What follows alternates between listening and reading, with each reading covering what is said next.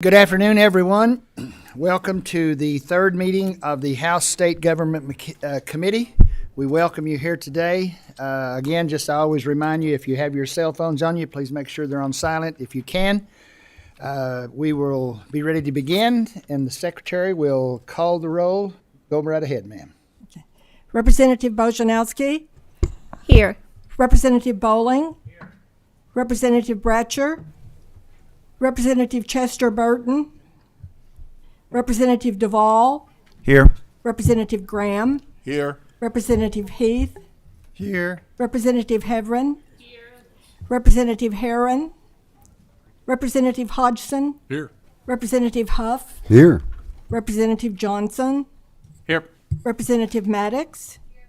Representative Rawlings. Here. Representative Tate. Here. Representative Tipton. Representative Williams. Here. Representative Witten. Here. Representative Imes. Here. Representative Hale. Here. We do have a quorum today, and we are duly constituted to do business this afternoon. I know you were handed an agenda, but we are going to have to deviate from that just a little bit today. We have some people that needs to come in and out of some of the meetings and get to other committee meetings. So the first item on our agenda today is going to be House Bill 587. And I think Representative Rudy is going to come and present House Bill 587. Representative Rudy, come forward, and the floor will be yours after you introduce yourself and the guest that is with you may introduce himself. Thank you, Mr. Chairman, ladies and gentlemen of the committee. I am Representative Stephen Rudy, 1st House District. Motion on the bill. Well, I said it would take 35 or 40 seconds, but we do have a question. Representative Bojanowski, would you please, you may go ahead, ma'am. Yes. Could you please explain what the bill does? Yes. House Bill 587, I have J.D. Cheney with me, the Executive Director of the Kentucky League of Cities. Ensures transparency, removes concerns about potential collusion and interference by amending the direct reporting structure of the internal audit to report directly to the KPPA board, as opposed to where it is now just going to the director or the director itself. So this is the board is comprised of both county CERS and KRS systems. So these internal audits will now go to the board itself instead of just the individuals. It's about transparency. Representative Graham, did you have a question, sir? Okay. Okay, thank you very much. Mr. Cheney, do you have anything you'd like to add? No, Please Mr. Chairman. Identify yourself. J.D. Cheney, Executive Director, CEO of the Kentucky League of Cities. Thank you, Mr. Chairman, for hearing the bill. Thank you all very much. We do have a motion, and there was a second, correct? We do have a motion and a second on this particular bill. Is there any other discussion or question? Seeing no further questions, Madam Secretary, would you please call the roll at this time? Representative Bojanowski. Yes. Representative Bowling. Yes. Representative Bratcher. Representative Chester Burton. If you could record my attendance, and the answer is yes. Representative Duvall. Representative Graham. Yes. Representative Heath. Yes. Representative Heverin. Yes. Representative Herron. Representative Hodgson. Yes. Representative Huff. Yes. Representative Imes. Yes. Representative Johnson. Yes. Representative Maddox. Yes. Representative Rawlings. Yes. Representative Tate. Yes. Representative Tipton. Yes. Representative Williams. Yes. Representative Witten. Representative Hale. Yes. Motion passes with 16 yes votes, 0 no votes. The bill passes with favorable expression. Should do the same on the House floor. Gentlemen, thank you all today. Thank you, Mr. Chairman, ladies, gentlemen of the committee, and I would be remiss if I didn't say our good friend Representative Weber, who is the primary sponsor of this bill, is in Senate committee right now presenting another, and that's why he asked me to fill in for him. Thank you all. Thank you all. Thank both of you very much. Moving on to the second item on the agenda today, we are going to hear at this time House Bill 329 presented to us by Representative Mark Hart. Representative Hart, would you come to the table, please? And introduce yourself. And Thank you, Mr. Chairman, members of the committee. Representative Mark Hart, 78th House District. Mr. Chairman, Eric Lykin, General Counsel for the House Majority Leadership Office. Thank you, gentlemen, today for being with us. Representative Hart, the floor is yours, sir. Thank you, sir. House Bill 329, it's a bill that would put a little bit of teeth, so to speak, into the Government Contract Review Committee. The Government Contract Review Committee is a statutory committee that's required to meet once a month to review all the government contracts that come before the state. And a lot of times when we make recommendations, we can be overridden by the Secretary of the Finance Cabinet. So a lot of times our recommendations are completely ignored. So this legislation is an effort to put some teeth into that, to where our recommendations will have a little bit more meaning than just rhetoric. And I'm going to turn it over to Mr. Likens right now and let him explain to you the technical aspects of the bill. This bill is a follow-up to House Bill 388 that passed the General Assembly last session. It fixes an interpretation issue from a court case where the Circuit Court found that contracts dealing with specifically enumerated constitutional provisions empowering the governor, the interpretation was that those are automatically canceled if the Finance Cabinet Secretary or the Treasurer didn't approve the revisions. So we're going to come back and fix that so that any contract that is necessary for a specifically enumerated gubernatorial power will continue to go back to the Finance Cabinet Secretary. Other contracts will go to the Treasurer, and the Treasurer will make the decision. And this bill makes absolutely clear that the recommendation of the committee is non-binding on the executive branch, and that the executive branch retains the final say in the exercise of contracting authority. We have a motion and a second, but before we go that way, Representative Bojanowski, you have a question, ma'am. Proceed. Okay, so I'm trying to dig into this and understand it. And I understand you're saying it has more teeth, but what it ultimately has is it's more control, because then the Finance Cabinet can either issue the contract with the Treasurer's revisions or can cancel the contract, correct? So there's no option that if the Finance Cabinet disagrees with the recommendations that they could maintain a contract. Well, if they disagree with the Treasurer's determination, that's correct. Mm-hmm. So how is this not, I mean, I know you said that the certain parts that are under constitutionally for the governor, how is this not upending decisions that the governor might make? It gives it an extra set of eyes in the executive branch on a contract, so that the governor, you're correct, would not be the exclusive say in certain contracts. That there's another independent officer that takes a look at those contracts and follows or considers the Government Contract Review Committee's recommendations. May I just briefly? Yes, ma'am. Go ahead, please. Okay. So if the committee decides that it's inappropriate to deal with California in business, they could effectively make the decision that any contracts with in California would not be approved. Would that be correct? No, Representative, the committee could make that recommendation, but the decision that would go then to the Treasurer or to the Finance Cabinet, depending on the nature of the contract. Okay. Thank you. Representative Graham. Are there any other states that has this measure in place? I do not know, sir. This is obviously contract review has been on the books. House Bill 388 was passed last session, and now, given a court interpretation that has enjoined House Bill 388, we have to come back and fix it. But I'm talking about the fixing and how it's going to be set up that you just explained to Representative Bojanowski.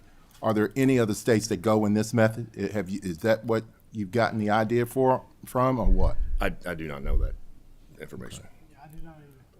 I have a problem with the bill. For over the last 3 years, we've been taking power away from the executive branch of government, from the chief executive elected governor, who is the highest elected official in the Commonwealth. And the people of the Commonwealth have provided him the opportunity to serve as governor. And what we have seen over the last 3 years is eroding or trying to erode the power that the executive branch has. In terms of the executive branch, I'm talking about the governor. And I think the finance director represents the entire state, obviously, and so does the treasurer, but he is the key financial officer for the executive branch of government. And I think this is the wrong path to take. And I'm not just talking about right now, but in the future, if all of these acts that we have passed over the last 3 years to prevent him and tie up his hands in terms of doing his job, what the people of the Commonwealth have asked him to do, then it's going to be a very difficult, down the stretch, we're going to find major problems. And I suspect, though, that if he's not there, which he will be, but when he's not there, all of this will change back to the way it was, the possibility, depending upon which party is in control. So this is not healthy for this institution or the institution of the executive branch of government, trying to take away the power that from the very beginning they've had that responsibility. Every governor, whether they were Republican or Democrat, had the responsibility of carrying out these duties. And so I'm going to vote no against the bill. Thank you, Mr. Chairman. Representative Chester Burton, go right ahead, ma'am. Thank you, Chairman. Some of the comments that Representative Graham made, I wholeheartedly agree with as it relates to the executive branch versus the legislative branch. My other concern is that when I think about the committee having the say as to whether or not contracts should go forward or not, I also think about conflicts of interest. So how do we know, or how can we be assured that committee members that may be familiar with the contracts or the contracts that are approved do not have any type of connection in order to make those contracts be approved or unapproved? Well, Representative, I would think that would fall under the ethics code, the I legislative agree. ethics code, just as any conflicts of interest within the executive branch would fall under the executive branch ethics code. Agreed. Okay. Is there any other discussion? Representative Tipton, go right ahead, sir. Let's go back in history a little bit to the last days of the Governor Steve Beshear administration. On last day, there's a contract signed with Kentucky Wired that changed increased the exposure of the Commonwealth of Kentucky and their citizens from like 40 million to 1.5 billion. Would this, if it had this provision been in place, would that be a situation where this process could have stepped in and said, no, that's not the wisest thing for our citizens? Yes, Representative, that would be the case. Any other discussion or questions? Seeing no further discussion or questions, we do have a motion and a second on the bill. Madam Secretary, would you please call the roll at this time? Representative Bojanowski, No. Representative Bowling, Yes. Representative Bratcher, Representative Chester Burton, No. Representative Duvall, Representative Graham, No. Representative Heath, Yes. Representative Heverin, Representative Herron, Representative Hodgson, Aye. Representative Huff, Yes. Representative Imes, Yes. Representative Johnson, Yes. Representative Maddox, Yes. Representative Rawlings, Yes. Representative Tate, Yes. Representative Tipton, Yes. Representative Williams, Yes. Representative Witten, Representative Hale. Yes. The motion on House Bill 329 passes with 13 yes votes, 3 no votes. The motion passes with favorable expressions. Should do the same on the House floor. Thank you, Representative Hart, Mr. Lykin. as Representative Tipton stated in his comments, this is something that if we would have had in place, we would not have had that situation happen prior. So thank you for bringing this forward this afternoon. Thank you all very much. Thank you, Mr. Chairman, members of the committee. The third item on our agenda today is going to be House Bill 387, Representative Samara Hebron. Representative Hebron, would you please make your way to the table? And after your introduction, you may proceed.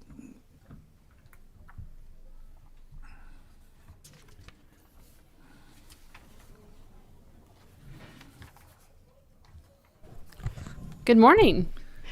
Good afternoon, whatever time it is. I am Samara Heffron. I'm the 18th District State Representative. I represent all of Grayson County and a portion of Hardin County. House Bill 387. So as most of you all know, we split the committees this past session. It used to be Health and Welfare or Health and Family Services. It is now we have Health Services and Family and Children Committee. And so what this bill does, it simply breaks it apart for the interim joint committee hearings. And so it just would put that in statute. There has been a motion on the bill and a second. Is there any discussion on this specific measure? Seeing none, Madam Secretary, please call the roll at this time. Representative Bojanowski, Yes.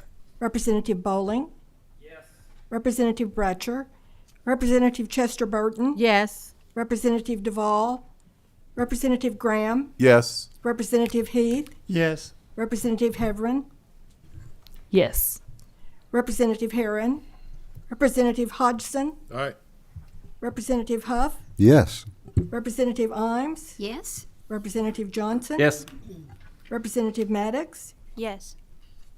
Representative Rawlings, Yes. Representative Tate, Yes. Representative Tipton,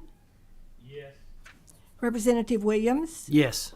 Representative Witten, Representative Hale. Yes. The motion on this bill passes with 16 favorable votes, 0 no votes. It passes with favorable expression. Should do the same on the House floor. Thank you, Representative Hebron, for your time today. Thank you, Chairman. I know we have somewhat went out of order today, but I've tried to accommodate the bill sponsors to give them chances to move from this meeting to other meetings that they need to attend. And I have asked Representative Heath if he would proceed. He has another meeting he needs to get to in just a few moments. Representative Heath, would you please make your way to the table and introduce yourself? And then we will proceed from there.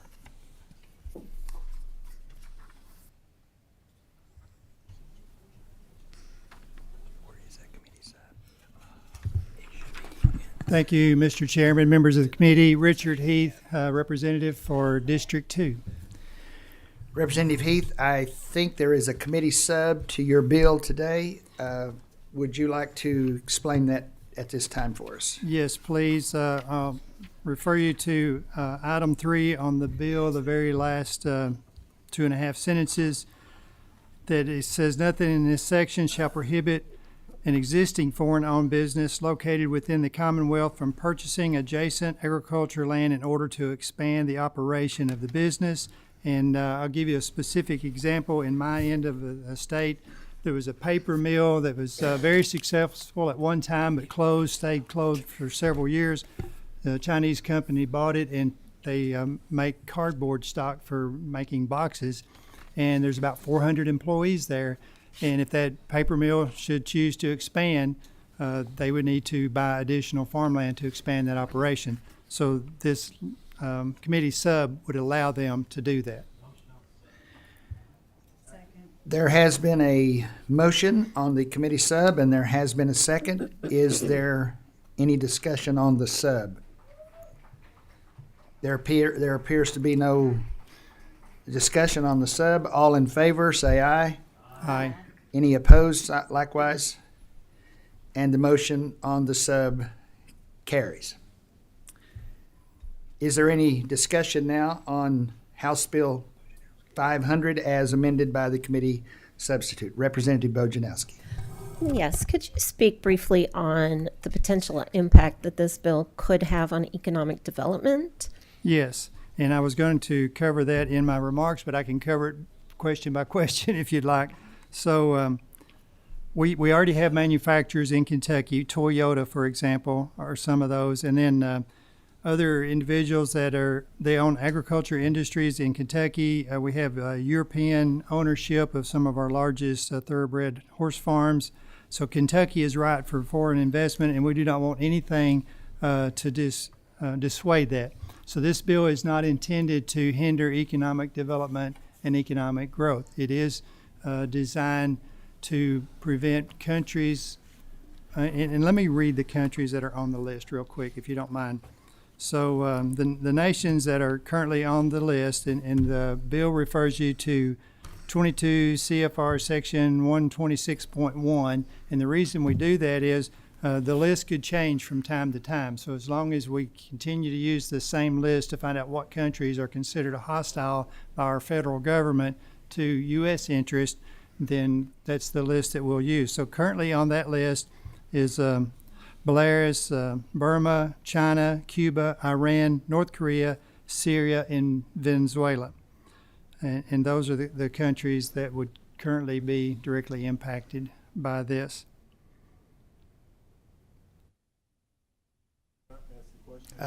We have Representative Tipton up next, and then we'll come to you, Representative Graham. Representative Tipton, go ahead, sir.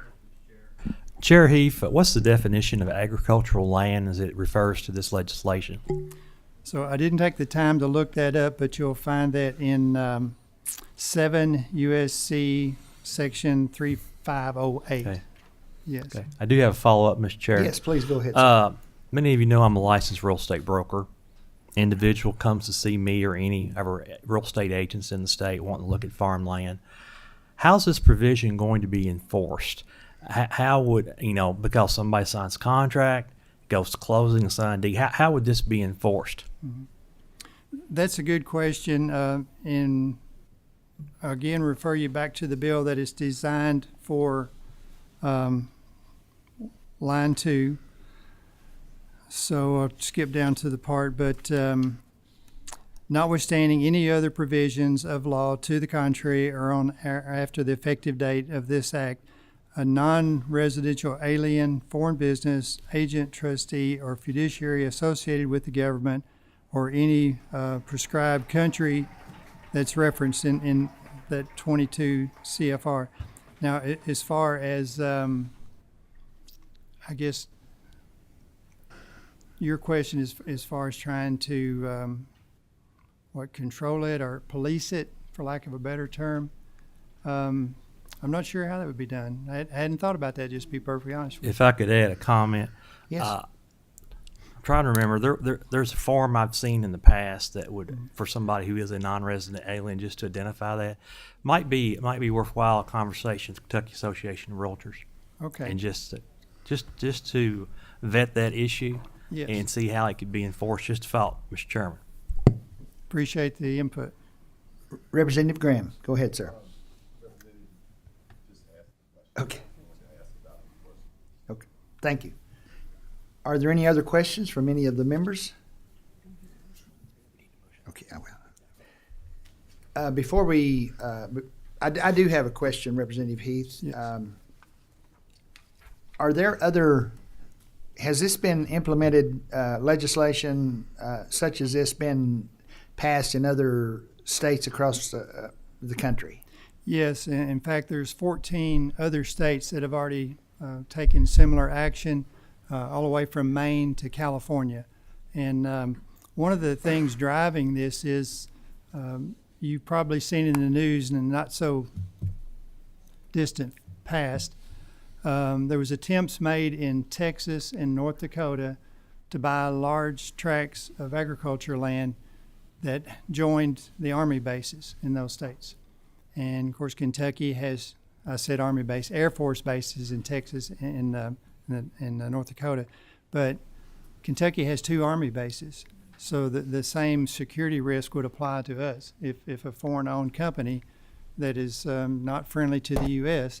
decides to come and buy land. And it's not just those 2. I'll give you a few more.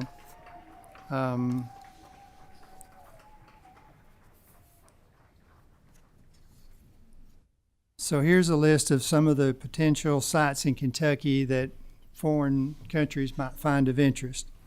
Fort Campbell, Fort Knox, the Bluegrass Army Depot, Paducah Gases Fusion Plant in my end of the state. And there may be some others, but those are top of mind awareness. Representative Heath, the farther you go, it seems like the applause is getting louder. So there must be a lot of support for your legislation I agree. this afternoon. That's kind of just to lighten everybody up a little bit today. But is there a motion on the bill? There is a motion, and there is a second on House Bill 500 as amended by the committee substitute. If there being seeing no further discussion, Madam Secretary, please call the roll. Representative Bojanowski, Pass. Representative Bowling, Representative Bratcher, Representative Chester Burton, Yes. Representative Duvall, Representative Graham, I'm going to pass, but I'll try to talk to the sponsor afterwards. Thank you. Representative Heath, Yes. Representative Heverin. Yes, quickly comment. Yes. I do. Representative James Allen Tipton brought up some great concerns. I'm going to vote yes to get it out of committee, but I would like to see more information about the enforcement of this. Thank you. Representative Herron, Representative Hodgson, All right. Representative Huff, Yes. Representative Imes, Yes. Representative Johnson, Yes. Representative Maddox, Pass. Representative Rawlings, Yes. Representative Tate, Representative Tipton, Representative Williams, Can I explain my vote? Yes, sir. Go ahead, please. I think, Representative Heath, this is a national security issue, and I think that those specific countries that you've identified, that the federal government have identified, mean ill harm to this country, and I believe you're doing the right thing in doing it, and I wholeheartedly support it. My vote is yes. Representative Witten, Representative Hale. Yes. On House Bill 500, there are 13 yes votes and 3 pass votes. The motion on the bill passes with favorable expressions, should do the same on the House floor. Thank you, Representative Heath. Item number 5 on our agenda, I am going to step to the table, and my co-chair, Representative